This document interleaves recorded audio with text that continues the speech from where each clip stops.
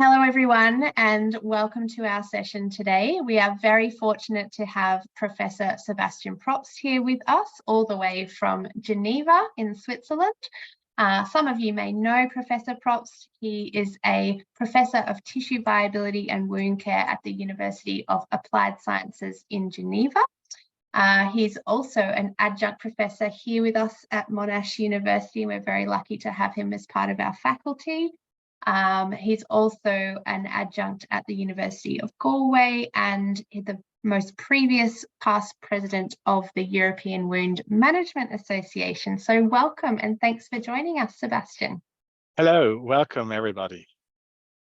So today we're going to be talking about pain and wound pain, which is a really topical and important issue for our students as wound practitioners, and we have wound practitioners from a number of different disciplines with us, so from podiatry, nursing, we have geriatricians, GPs, paramedicine, OT, a number of different disciplines within our course.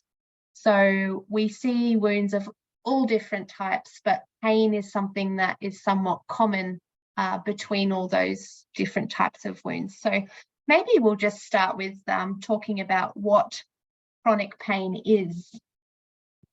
Thank you for the question. So pain is a multidimensional phenomenon that is predisposed by biological, psychological, and social factors which influence how pain is experienced and how it should be managed.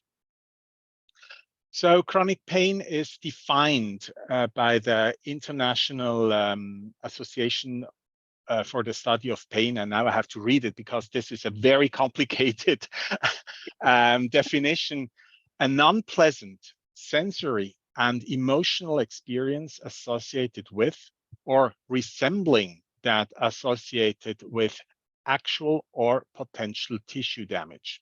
Very complicated. I think a more simplistic definition given by Margot McCaffrey states that pain is whatever the person experiencing it says it is and exists whenever he or she says it exists. I think this is much simpler than the one. I think it's a very good one from the International Association for the Study of Pain, but it's pretty complicated. Yeah, absolutely. So when we're dealing with wounds, what are the sort of typical types of pain that we might see in patients with wounds? So traditionally, pain has been divided into two categories. We have the nociceptive pain and the neuropathic pain. The nociceptive pain is the normal physiological response to the painful stimulus and serves as a biologic function to warn of an injury. On the other hand, the neuropathic pain is caused by the dysfunction or the damage in the nervous system. This is an inappropriate response wherein damaged nerves cause signals to travel in the abnormal pathways. The type of pain the patient is experiencing is directly related to the type of wound.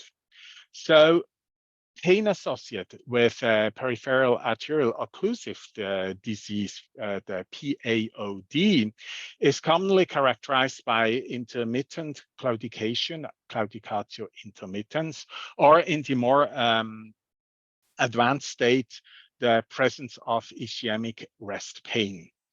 Intermittent claudication is described as a reproducible leg pain or cramping which occurs in the posterior calf region during the bouts of activity is relied with rest.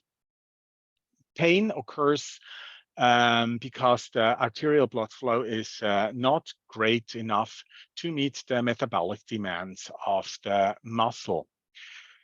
Now, ischemic rest pain occurs most frequently at night, where the leg elevation may be relieved. That means we have all the patients that have their legs out of the bed.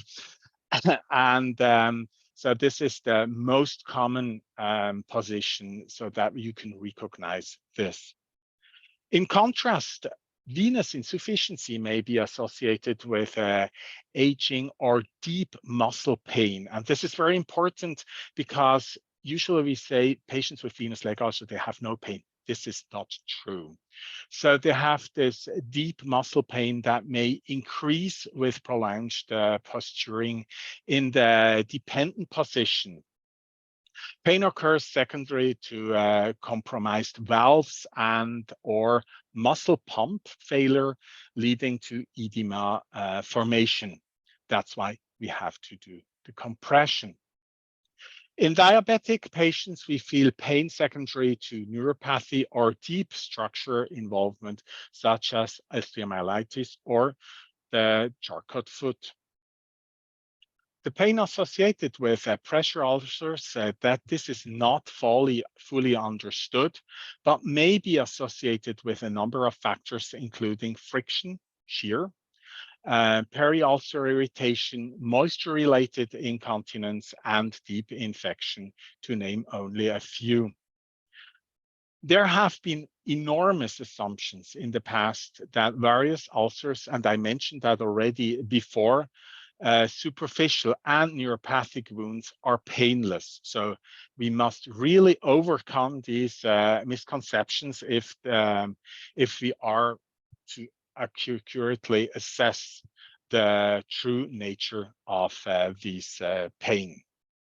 You touched on some really interesting points there about particularly our preconceived ideas of, you know, I'm a podiatrist and I work with predominantly neuropathic people, that they have no pain, but I know that is not true. So there's absolutely pain that exists. So it is important that it's assessed and looked for and managed, because I think it's probably something that goes under the radar or is dismissed quite often. So that's a really interesting point. I guess, why should we worry as wound practitioners about pain? Is it a red flag of something more sinister, or is it something that we should be on the forefront of advocating for our patients to have it managed, or what should we be doing as wound practitioners? So first of all, we have to see what is the prevalence of chronic wounds. That is conservatively estimated about 4% of the adult population in developed countries. So it's a vast amount of people. And the incidence of chronic pain in individuals with a lived experience of chronic wounds is estimated to be as high as about 85%. So a big part of our patient population that is affected with pain.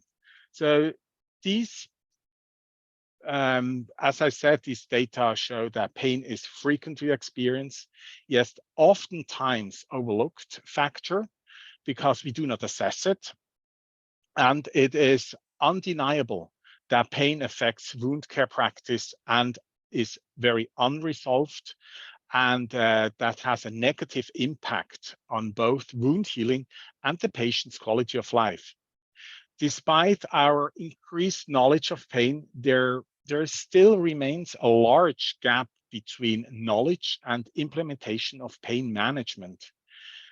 You know, and I said that before, pain is a multi-dimensional, involving both physiological and psychological components. The physiological components, that includes the underlying cause of the wound and pain from these clinical interventions, such as debridement, etc., and the influence that the psychological factors play in the patient's perception of pain cannot be underestimated as well. Such factors, they can include negative thoughts about pain. We have emotional stress. When we come to the wound outpatient clinic and we know, for example, to have a debridement, the anticipatory pain, or even anxiety. Many clinicians are not comfortable assessing pain and are especially uncertain what strategies to implement to effectively address these pain issues. Mm-hmm. So how can we accurately assess pain in our patients with wounds? So this is a very, very good question, because there are no specific wound-related pain assessment tools that can be found. So, however, we have four main assessment tools that can be found in the literature. That is the visual analog scale, the numerical rating scale, the verbal rating scale, and the short form of the McGill Pain Questionnaire. So let's go to the VAS, the visual analog scale. That is an undimensional measure of pain intensity used to record patients' pain progression, or compare pain severity between patients with similar conditions.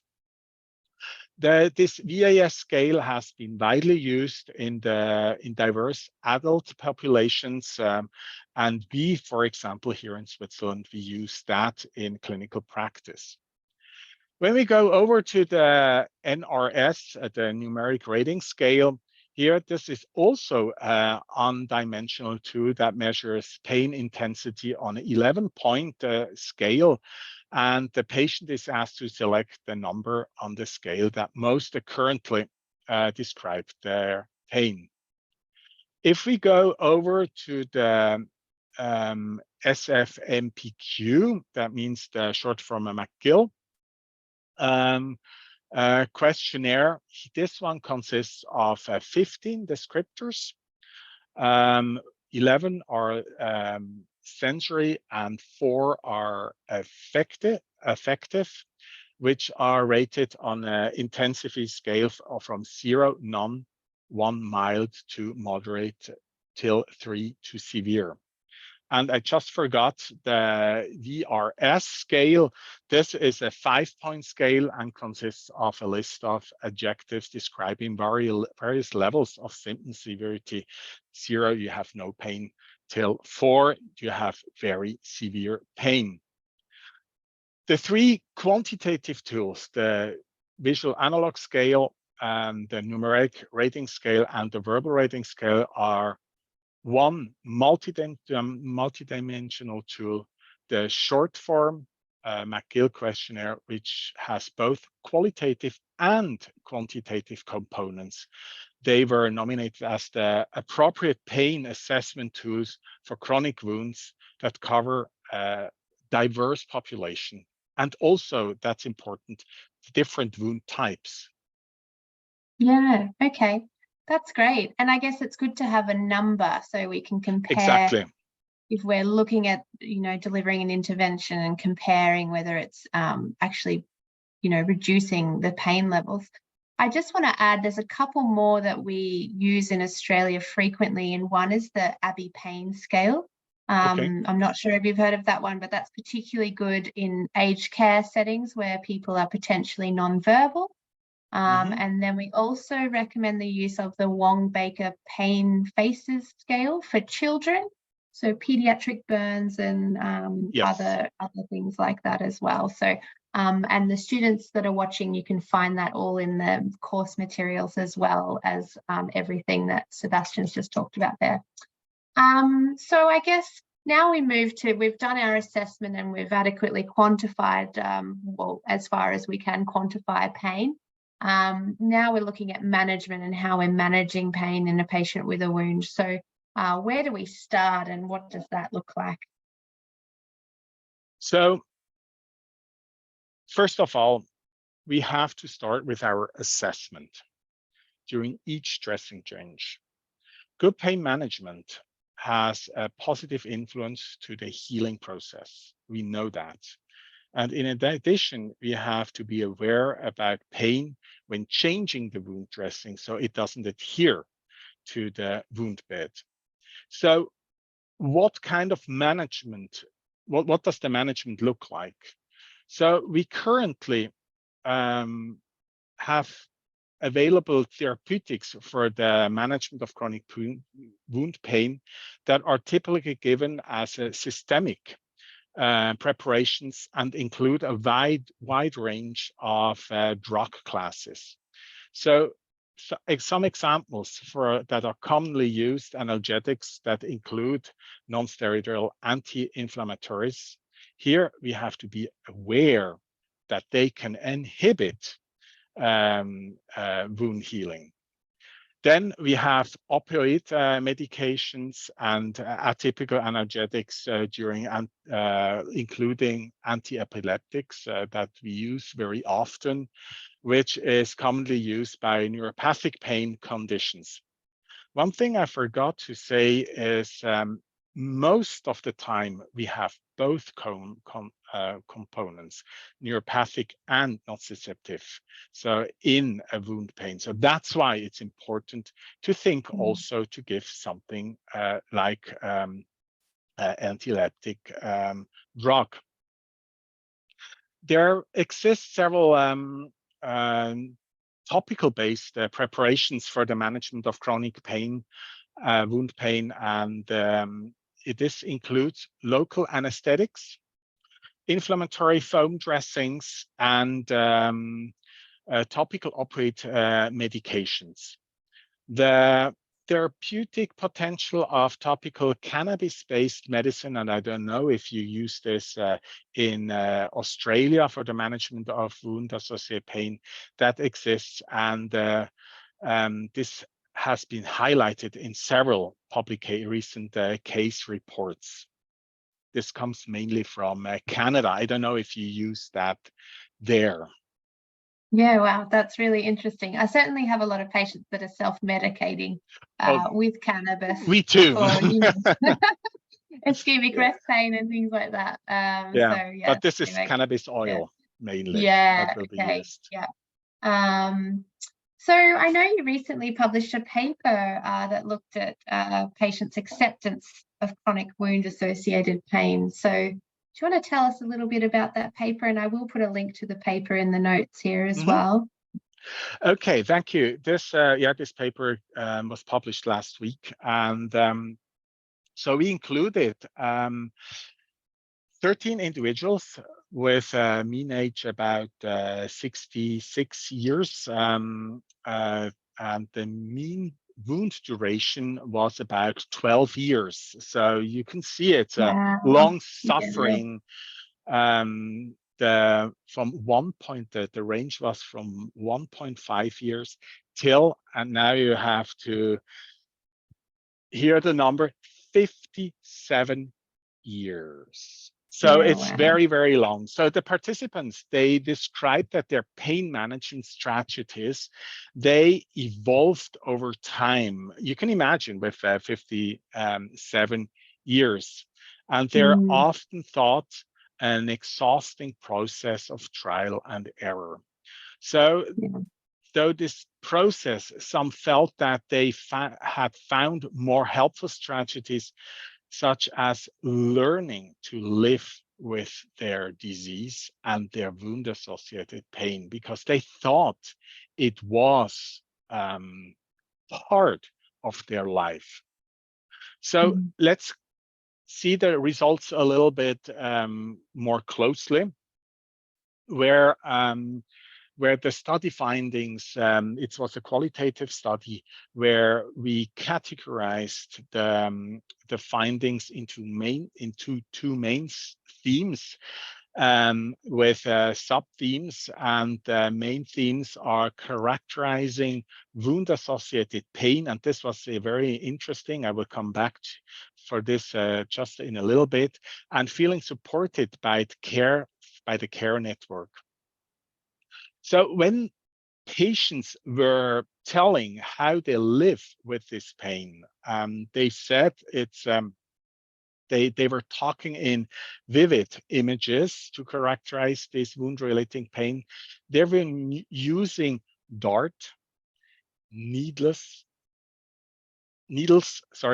sting, niggling, sharp knives, twinge, and other terms that characterize pain. So when you hear those words, it's really, wow, this hurts.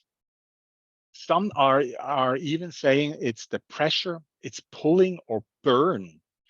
And some patients or participants, they experienced a range of challenging impairments in response to the chronic wound-associated pain and related functional limitations, including low energy level, alterated mood for impaired sleep, and to live and to try to treat such pain was very energy consuming, because healthcare professionals, they couldn't help them, or they didn't assess the wound. And we were talking about this just a little bit before.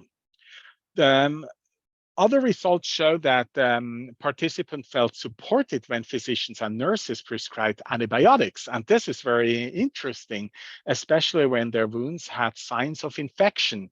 So most of the time, it went, they didn't assess, and they, of course, also patients came too late, or clinicians didn't recognize that there was an infection. And for patients, of course, now, antibiotics relieved their wound-associated pain. So every time they have pain, now they want to have antibiotics. And then we can go to another entire webinar, for example, about antimicrobial stewardship, when we talk about these antibiotics.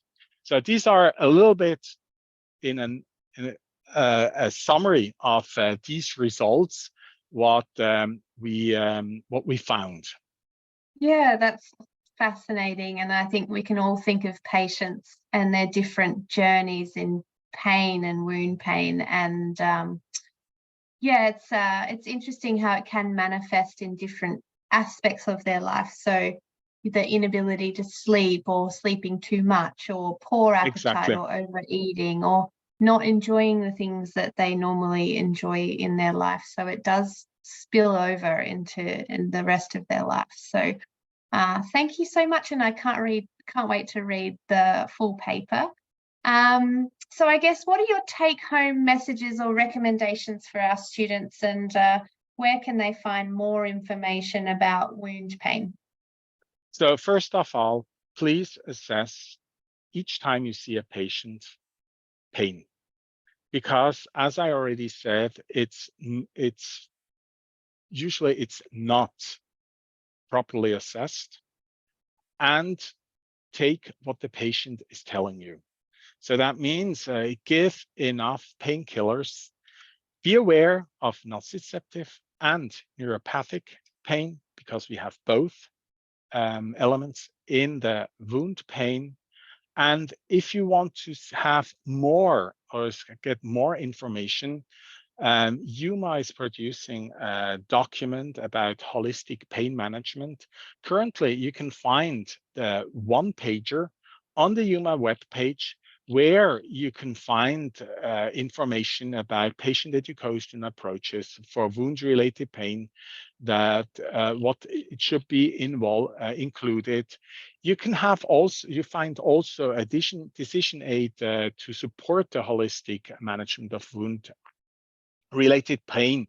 For example, it starts with the OPQRST framework: the onset, provocation, quality, radiation, severity, time from forward. And it guides clinicians, if it's chronic pain, if it's acute pain, what you can use for assessment tools, what kind of drugs after it's you can use, and to lower the wound-related pain.